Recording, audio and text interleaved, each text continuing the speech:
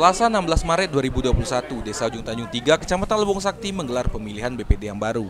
Pemilihan kali ini dilaksanakan di Balai Desa Ujung Tanjung 3. Turut hadir dalam kegiatan ini yaitu Sekretaris Camat atau Sekcam Lebong Sakti, Kades Lebong Sakti, Polsek Lebong Tengah, Babinsa, perangkat desa, para panitia, para peserta calon BPD yang baru, serta beberapa tokoh masyarakat. Untuk pemilihan kali ini di Desa Ujung Tanjung 3, Kecamatan Lebong Sakti menggunakan sistem satu rumah yang memiliki kartu keluarga di desa itu sendiri memiliki satu hak suara. Untuk peserta pemilihan ada 166 orang dan peserta calon BPD yang baru ada 13 orang. Dalam pemilihan ini juga tak lepas dari penerapan protokol kesehatan demi memutus rantai pandemi COVID-19 di Kabupaten Lebong.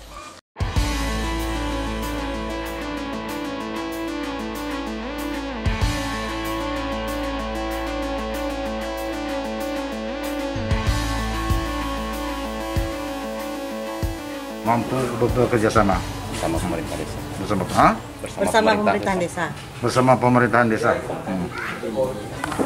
Masyarakat juga sangat berharap untuk kelima BPD yang terpilih ini mampu meneruskan visi dan misi BPD yang lama yang belum terselesaikan untuk membangun Desa Ujung Tanjung 3 lebih maju ke depannya. Harapan kami bagi BPD yang terpilih ini semoga apa yang sudah mereka cita-citakan ataupun program mereka selama berkampanye kemarin benar-benar mereka istilahnya mewujudkan sesuai dengan visi dan misinya kemarin.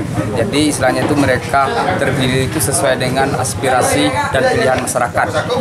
Semoga apa yang mereka ini bebankan kemarin dan masyarakat juga percaya mereka bisa melaksanakannya dengan benar dan sesuai dengan aspirasi mereka.